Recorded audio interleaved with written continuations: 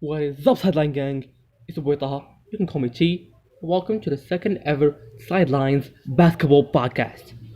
Today, we have a lot to talk about, as you all know probably, because it's Chico Week. I do weekly podcasts because, with the stuff, new podcasts, the website doesn't let me upload too much podcasts. It's like I have 2 hours every month, which means I'm gonna have to slow it down. Which means a podcast a week seems great. Every podcast we have a lot to talk about, and it's gonna be hella fun. So let's get straight into it. All talking about the first series in the East, Boston versus the Raptors. This is a great series. Like, it's great to watch, entertaining, very just. It's just a great series to watch. It's very technical. It's very just star driven at the same time. It's just great. It's great to watch. It's technical. It's everything you want in a basketball game. Either way, my prediction for this was the Raptors winning in seven, which at first looked like a atrocious prediction, because game one, Boston blew out the Raptors, and I mean blew out. I mean it was a blowout. It wasn't even close. Kyle Lowry didn't shoot well. Pascal Siakam was looking like this is famous tweet that's out there. It's like, why does Pascal Siakam turn into Jeff Green while defended by good players? It was kinda true for like the first 2 games, even 3 games. He was not that good, and he hasn't been that good in general in playoff games when the focus is on him. He does not just put it all in. His defense is kind of slow. Not defense, I mean his offense. He's just not aggressive enough, which led to a blowout in game one, a full-on blowout. And then game two happened. Game two was very scrappy. The shooting was not good. A lot of turnovers. The shooting in general was pretty bad. I think it was in the 30s for field goal percentage, and in the 20s for 3-point percentage for both teams. But the Celtics just have enough.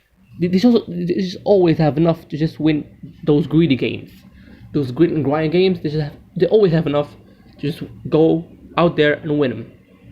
And guess what they did? They go out there and win, and it was 2-0.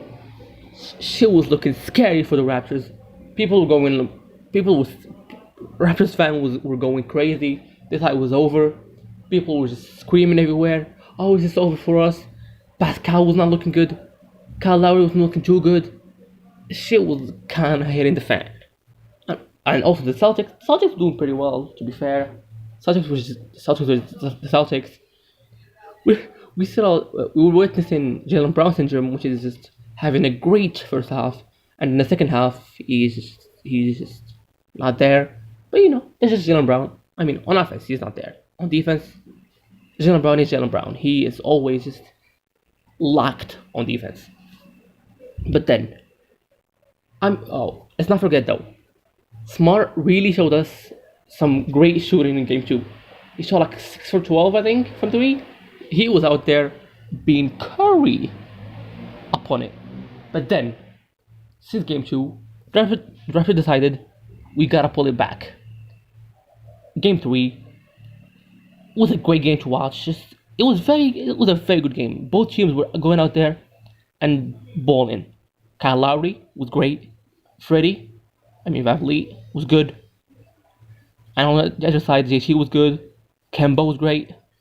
But then, boom, at the end of the game, Kemba dishes out an amazing pass, an amazing assist for Daniel Thias, who everyone thought around the globe that's the game winner. Had literally 0.5 seconds left, and then OG Anunoby out of nowhere from a great dish from Kyle Lowry's time, not from Kemba, but from Kyle Lowry, just straight into OG Anunoby's pocket, and bam, splash.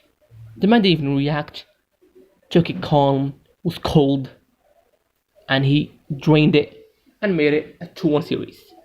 But then game 4 came around. A pretty bad game for Jaylen Brown.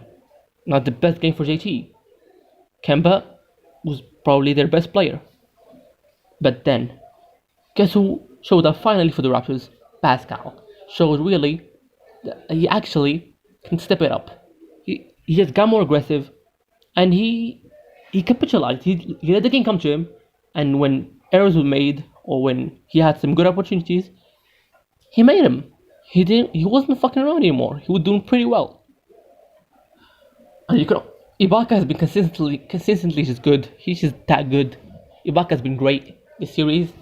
He's blocking shots. He's rebounding very well. He's scoring pretty well. He's just great. And now the series is tied at 2-2. But there's always but also another guy that we should also just respect for how well what he's been doing, and that's Robert Williams III, or AKA just Cham Lure. The dude has some good potential. He can be a great center in the future. I don't mean like great like Jokic or Cat or I don't know some star center. I mean just like a great center you have on your team. You have like Curry, Clay, and you have Robert Williams III. He's that good. He's a good shot blocker. He's very energetic, very athletic, and he tries his best. He's been doing pretty well. And now, I mean, by the way, it's still a 2-2 series, so my prediction still stands. I am gonna be still standing with my prediction that it's gonna be a 7-game series win for the Raptors. That's my guess. I'm not backing down. I'm gonna keep it. I'm gonna keep my word. But now let's move on into the other second round series that's in the East. And sheesh. The Heat versus the Bucks. This series has been a kind of a destruction for the Heat. First of all, game 1, Giannis was not acting like a true superstar. The man we all know to be a superstar. The 2-time MVP, the defensive player of the year. He is not showing us all that. Game 1, the man didn't defend Jimmy Butler when he dropped 40 points. Butler has his eyes on the win, for real. He wants to win this series. He has his eyes on it since the start. Dropping 40 points in the first game. This man is crazy. But Giannis did not defend him by the end, which he should have done, I mean. Because he is literally the defensive player of the year. But then we all have heard the famous interview that he said. The interview where he said that I'm just gonna do my thing. Whatever coach tells me, I'm gonna do. Sure, that's great. You're being a great player who just follows what coaches said. Coaches love that, and people love that too. But the thing is, you're a superstar.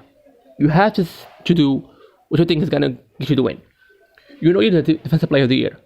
So you go out there and you defend the guy who's dropping 40 points on your heads. You gotta do that. Because you are that guy. So show them that you're that guy. We all know that. So just prove it to us. By the way, I just gotta say also, Tyler Hero, he's just a great player. He's not the... let's set something straight. His shooting, not the best. The man can probably shoot better. But he does well. I love how well he plays. He tries his best. He's out there just clutching up. We'll talk about that after. But he's a good player. I like him a lot. Either way, Middleton and Lopez are actually doing pretty well. Other than Giannis, who just, not doing too well. But Middleton and Lopez did pretty well for the first 3 games. They were decent, pretty decent. Also another player that's great for the Heat. Other than, of course, Bam, which is locking up Giannis Antetokounmpo. But, well, he's not really doing it individually. It's more of a wall-up or just a zone that does not let Giannis go inside. But also, Bam has been doing pretty well, too. On defense and on offense. Goran Dragic has been amazing. The Dragon is literally feasting. He's taking some gold. He wants to get that Eastern Conference gold. The championship gold, probably not going to happen. But maybe they'll win the Eastern Conference. Who knows? They have a chance for it. So, now we gotta move on to Game 3. Is it Game 3 or Game 2? I have a very bad memory. Either way. Talking about that game where the game is tied. It's a tie game, and by the end, just literally the actual end, we have Jimmy Butler pull up for a shot. And what happens? Giannis comes to contest it. And what does Giannis do? Giannis barely touches Jimmy Butler while he's shooting. Not while he's shooting. He's already released the ball. He's literally just falling down while he's while he's landing. Just his body, just to not push him, like just to keep balance. And the refs counted that as a foul. And Jimmy Butler just literally had to score a single free throw because literally there were 0 seconds left, like no time left. He just had to score one free throw out of two. We all knew he was gonna do that. But I do not think that was a foul. My opinion, that was not a foul.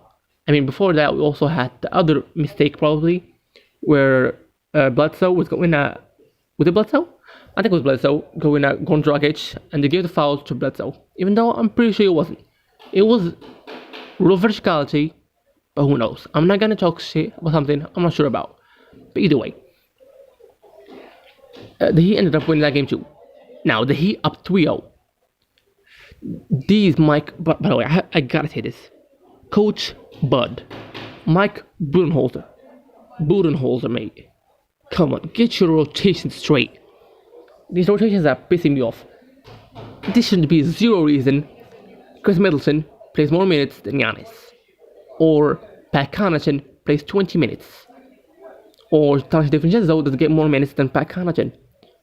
Or I don't know, George Hill gets less minutes than Pat Connaughton. This kind of stuff really does get on my nerves, and I'm not even a Bucks fan. I'm wondering what Bucks fans feel. He's saying that we can't have Giannis play so much minutes because that would be not fair. Yeah, I mean we don't want him to tire out. If they beat us, I mean when Giannis plays, I don't know, 37 minutes, then they deserve it. No, this is the playoffs.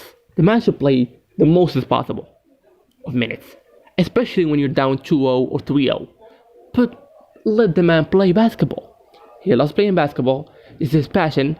This is his job. But most importantly, it's his passion. And this is the playoffs. And they're down 3-0.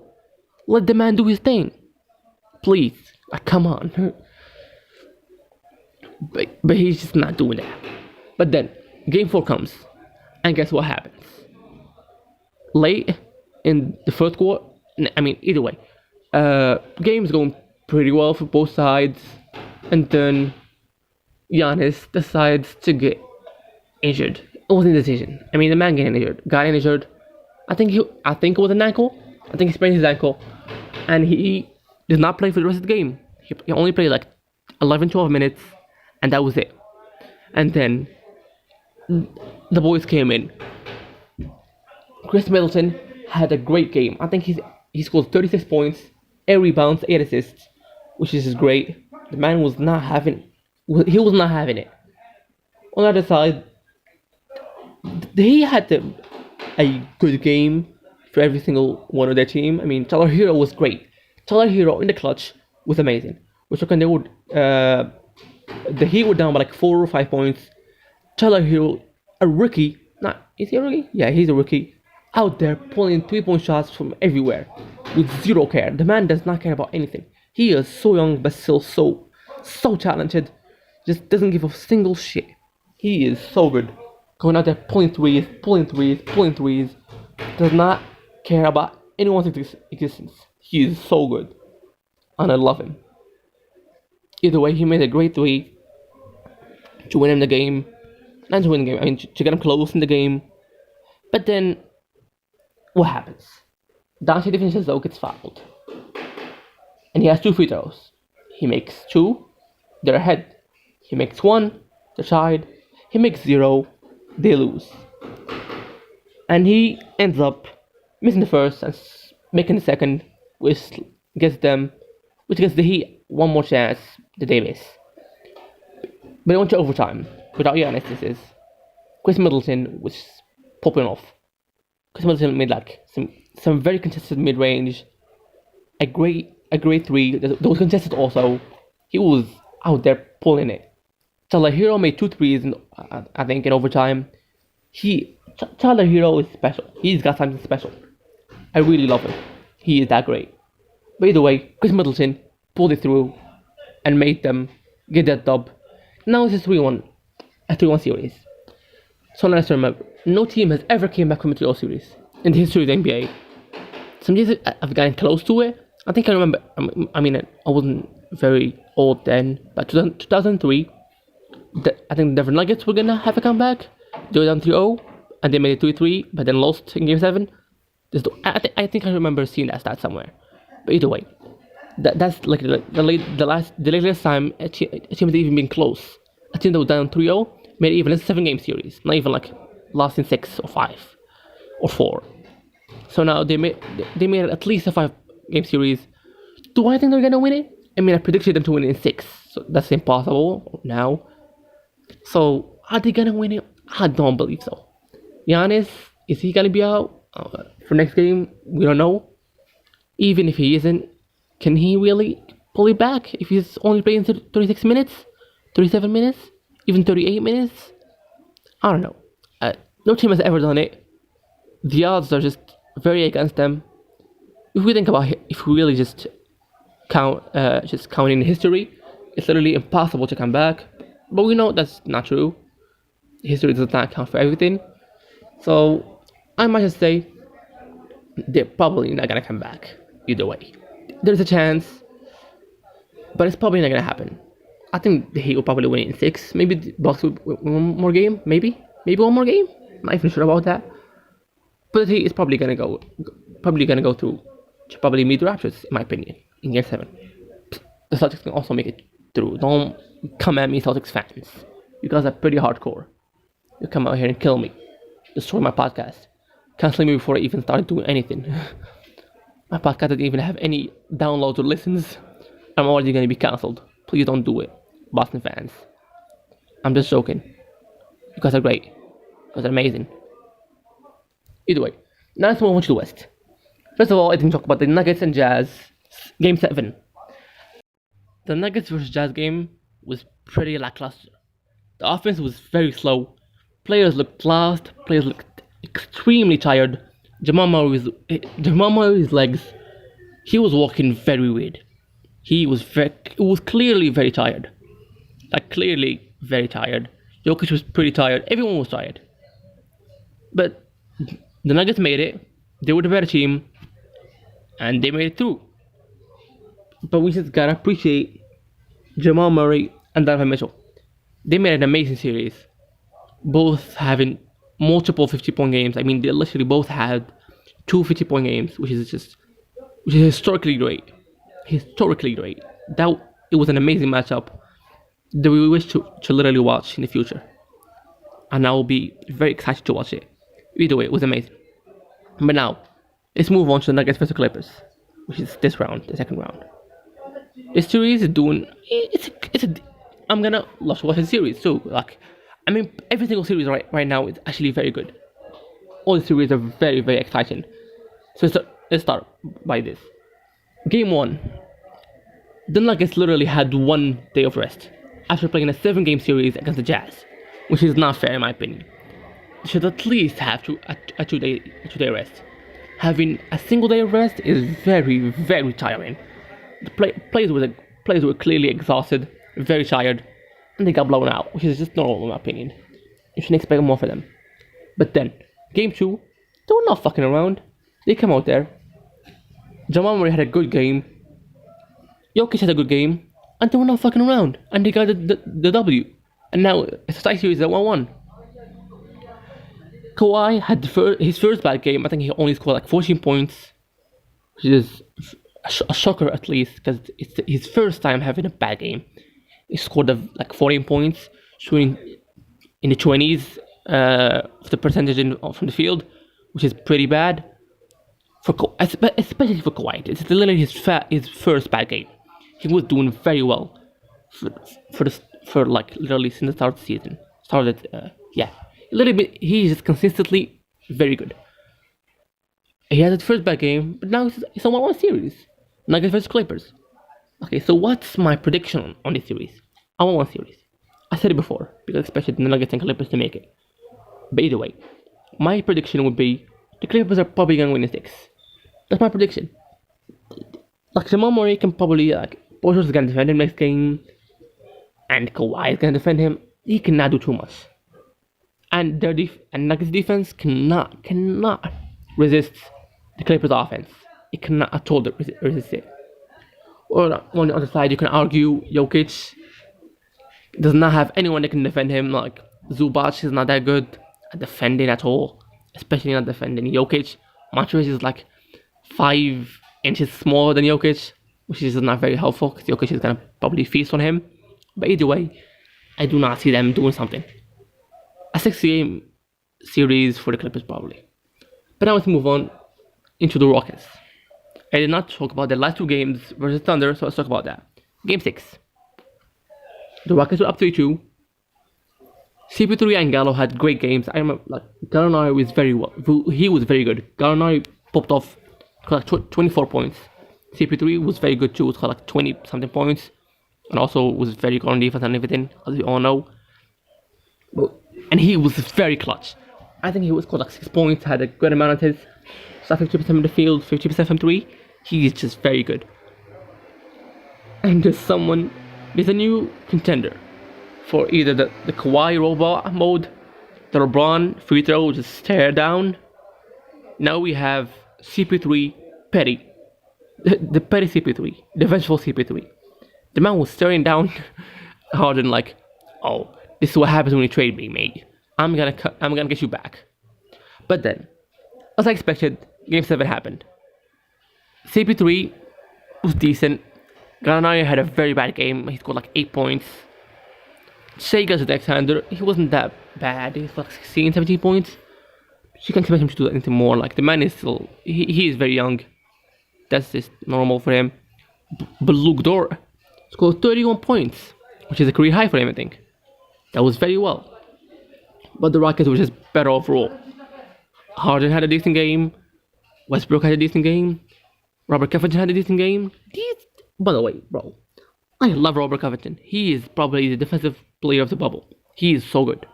Bro, that guy too. He is so great to watch. He's so good on defense. He literally plays his role so perfectly. A great shooter. I mean, a good shooter. Even a great shooter. What the fuck am I saying? A great shooter. A great defender. He's great. But now let's move on into the second round. And the final series. The Rockets versus the Lakers. Whew. This series is some fun.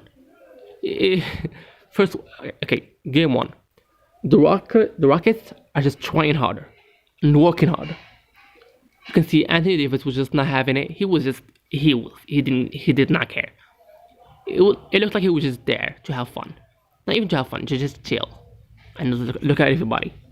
On the other, LeBron was not also very aggressive. He scored 0 points in the fourth. And I'll say that again. 0 points in the fourth by LeBron. Holy shit. LeBron haters were having a party with that. LeBron has 0 points in the fourth quarter. Is this your king? LeBron is having 0 points in the fourth quarter. Is this your GOAT? People were going at LeBron for having 0 points in the fourth quarter going against the Rockets. And just, yeah, the Lakers stars, Anthony Davis and LeBron, did not have the killer mentality. The Rockets were just better overall. And again, I mean, Harden a good game, Westbrook a good game, Robert Covington was just great. But anyway, let's just talk about LeBron and how he shat on Westbrook that game. Even though he wasn't that good, he literally posterized Westbrook, had two chase down blocks from Westbrook. Even though they lost, that was pretty great to watch. By the way, game 2. Lakers fans are panicking in the inside and telling people on the comments, this is cool, this is normal, it happens sometimes. Players were just not taking it seriously. They're gonna come back and win. Did they believe that? 50-50%? Maybe? 50-50? But they were pretty scared on the inside. We all knew that. But they won. LeBron came out there and he destroyed. LeBron was looking aggressive. Finally. Anthony Davis was looking aggressive. Like he should. He's literally going up against 6'7" people. Like literally the tallest player on the Rockets lineup is Robert Covington. And he's 6'7". PJ Tucker, 6'6". Harden, 6'6", 6'5", 6'6", Westbrook, 6'4". These guys are small. Why is he just not being aggressive? He should be his best self. He should probably shit on them, but he wasn't. Which is kind of annoying. But then game 2, he came out there and he went for it. And he got it. So finally, boom. The series is decided 1-1.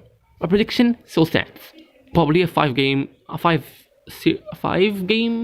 win for the Lakers. Maybe six now because the Rockets won pretty early. Kind of changed my prediction, but I still think the Lakers are gonna win. The Lakers are probably still gonna win this because Lakers are the Lakers. They still have the king. Should we call him the king? Sure, we'll call him the king. They still have LeBron James, the king. They still have Anthony Davis, the brow. We should probably just dominate. There are some plays that piss me off with the Lakers, by the way. That post fade from AD, please stop doing it. You're pretty annoying when you do that. Like you're tiring yourself. You're tiring yourself by doing those kind of plays. Just go out there, post up, dunk, post up layup, post up hook. Stop doing these fadeaways. They take your legs out. You gotta jump and fade. That's not very easy to do. I know you get fouls from it. I know you're pretty good at it. I mean, you're very good at it. But you can be more aggressive. Just go out there and go at them. You got it, AD. Trust me. You can get backed up a little bit. That's not too hard. So just do it. Please. Either way. We got you boys. This is some pretty great NBA basketball. We love watching this. This is very fun. So I hope you guys enjoyed this too. If you did, leave a like on the YouTube video of this YouTube video and also subscribe. You pieces of shit. I mean, leave a like or subscribe. Sideline gang. And if you're listening to this on either, I don't know, other websites than YouTube, please download it and rate it 5 stars. However you can rate, if it's by stars, if it's by liking, if it's by downloading the podcast, please do it. It will be very appreciated. And thank you guys so much for watching and listening. I appreciate you so much. This is a more shorter podcast than the last one. Last one was like 40 something minutes. This one is a little bit shorter because I kind of have to. Because I don't have that much time left on my monthly podcast on Buzzsprout. So I kind of have to do this. Make it kind of shorter podcasts. But I'm pretty sure I did pretty well on covering everything. At least I hope so. So if you did enjoy it, please let me know. Any feedback would be great. Bad feedback, good feedback. It's all good feedback for me because I'm gonna have to learn from it. I am learning. This is only my second ever podcast. English is my third language, so I'm sorry if I stutter, if I don't say words correctly. My bad. But either way, I hope you all have a great time listening to the podcast. And love y'all, Sideline Gang. And peace the fuck out.